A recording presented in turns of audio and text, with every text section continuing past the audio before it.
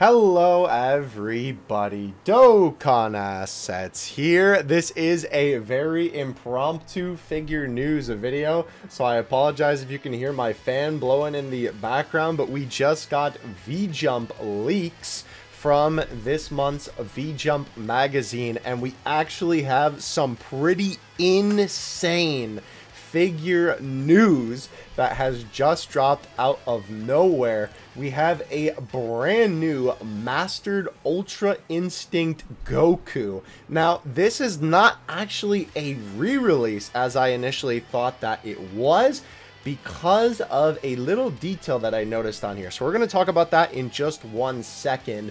But before we do, I just wanted to cover the other V-Jump page that was on here in case you're curious about this blue Kaioken Goku that is present in this month's V-Jump. Japan is actually going to be getting this guy with a special illustration from Toyotaro on the cover, or I guess the front of the box would be more like it. Obviously, we here in the States got this guy at a couple of events in the United States, and then we had the opportunity to buy him through Premium Bandai, but Japan is finally getting this guy and basically just with a special box. Anyway, enough about that though. Let's talk about this beautiful boy right here. So when I initially saw this V-Jump scan, I was thinking, oh, they're re-releasing Mastered Ultra Instinct Goku. That's pretty cool, right? We're of course talking about the original SH FIGUARTS Mastered Ultra Instinct Goku, a classic. A lot of people really love this figure. I have always wanted to get this guy myself. I think that he is a certified SH FIGUARTS hood classic.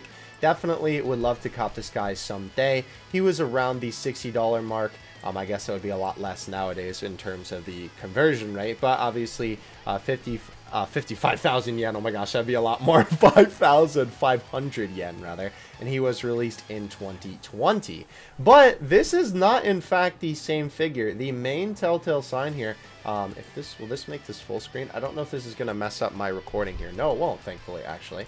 But let's just take a look at it actually zoomed in, right? Because we need to see the detail of the hair. That's what's important. You can see that the way that the hair is sculpted here is completely different from how the hair is sculpted on this one, right? It's very similar, as you can see, but it definitely is a lot more blocky on this version, whereas this one has a lot more lines and a lot more strands of hair. What this one is referencing this specific piece of Toyotaro art, and moreover is just a more manga accurate Mastered Ultra Instinct Goku, which is really cool and something that I certainly did not expect to be coming out ever. Frankly, I didn't think we were going to get any kind of Mastered Ultra Instinct Goku at all, of another release of this guy. So this is really cool. Not only that, it actually seems like he's going to be coming with some extra parts, right? So of course the original came with the fist and the Kamehameha,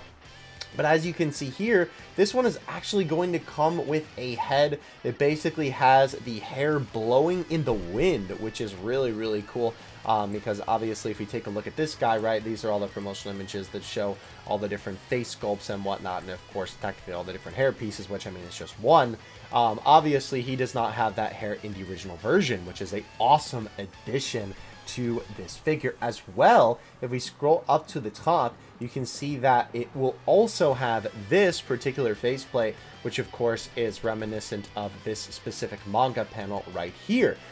This I do believe is using the regular hair though, because you know, literally looks the same. But yeah, another additional faceplate for this guy, as you can see, very much so referencing this panel. So that is awesome. Really cool additional stuff.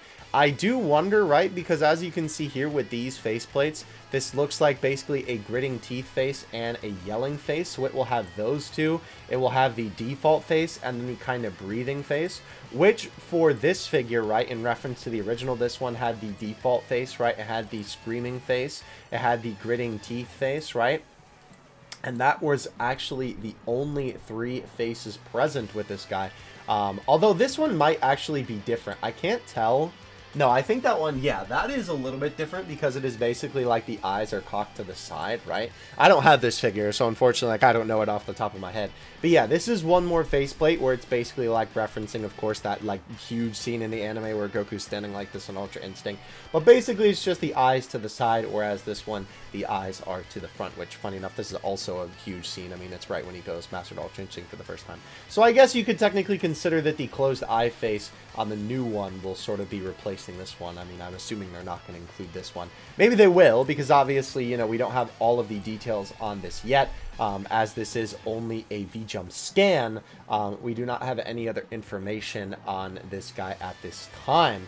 But of course, whenever we get more information, I will be covering it either in a impromptu Dragon Ball figure news video like this one, a more of a breaking news video, or of course, I will always cover it in the bi-weekly Dragon Ball figure news recap. But yeah, thank you guys so much for watching this video. I know this was a very quick one, but I wanted to get this out, give my thoughts on this real quick, and obviously this is something super exciting, especially considering the fact that, right, even though this is obviously not like the quote-unquote original Mastered Ultra Instinct Goku just getting a re-release, not only is this awesome because I think it makes it a little bit more unique, because that way if you would still like to get that figure or you ought to own that figure, right, then buying this one will still be a little bit different because it is, you know, a little bit different. I mean, even the pants, right? I think that they are basically the same. Yeah, you can tell that they use a very, very similar sculpt, if not the same. There isn't...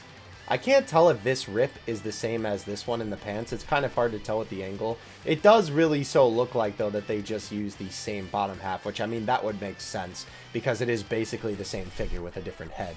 But regardless, though, obviously gives you a little bit of a something different, obviously, with the head sculpt being a little bit different. And, of course, if you did not pick up this figure on its original release, this will be a perfect opportunity for you to do so, because this guy is pretty hard to come by nowadays. I know that he is a little bit more expensive on the secondhand market, so this will be a great secondary option for anybody who wants a fantastic looking Master Ultra Instinct Goku figure. I mean, you could obviously use this guy for your tournament of power displays 100%. You know, I mean, I don't think that the hair being like a slight bit different is really going to matter with that. But yeah, very, very cool. I will say the final thought that I'll give on this is I do love all of the battle damage. I think that's really cool. However, I will say the only thing that's kind of funny is, like, I guess it's a lot easier to do it on like a regular figure that isn't articulated, right? On like a statue more like. But it definitely doesn't have as much of the like Toyotaro-esque muscle stylization. It is like pretty sure quite literally just this same top half of the body, right? It definitely looks like that to me, that they just reused and then made a different head, which, I mean, of course, knowing Bandai, it makes sense because they're lazy and they would never want to make a new sculpt for anything in their life. So it doesn't surprise me that that's the case, but I will say, for it being, or trying to be, I guess, more of like a Toyotaro style-based figure, I think the body doesn't really accomplish that. But, I mean, that's okay because obviously, you know, I mean, it's just Mastered Ultra Instinct Goku looks awesome regardless. But yeah, let me know what you guys think about this in the comment section below. Personally, I am super, super excited for this. I will definitely let you guys know when we get some more info on this, and other than that, I will see you in the next one. Dokkan Assets out. Peace.